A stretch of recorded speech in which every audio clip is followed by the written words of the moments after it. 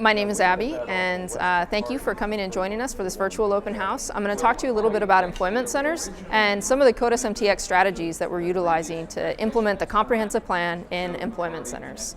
The first thing that we do in each one of our different comprehensive plan areas is that we identify the problem. We've been working with communities and stakeholder groups all through this process to make sure that we identify the problems so that when we're providing solutions, those solutions are appropriate to what the needs are here in San Marcos. One of the problems in employment centers is that there is a need to provide an attractive and streamlined environment for job creation.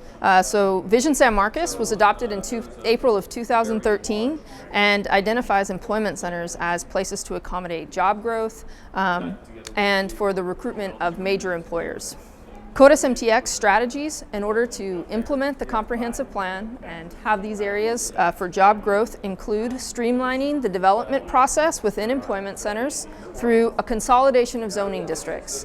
In addition, we talk about providing a range of development standards that emphasize higher quality development along major highway corridors. So going through the three different employment districts that are proposed, we go from an industrial district that's ideal for large format buildings. There aren't a lot of standards or regulations that go along with this district, but it's appropriate for being able to attract that type of employment. Then we step up and go to our next employment district, which is really an employment corridor.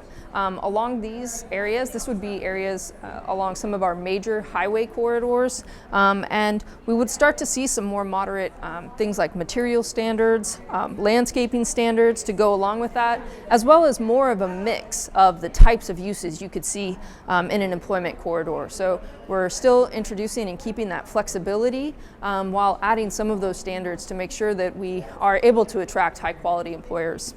And then the next one up is an employment planning area. This is the most flexible of the districts and can incorporate a mixture of uses. We wouldn't really want to see single family in these areas, but it can accommodate anything from large format employment to some commercial services to support that, and even some housing that could also support that employment. So these are intended for, like I said, much larger areas.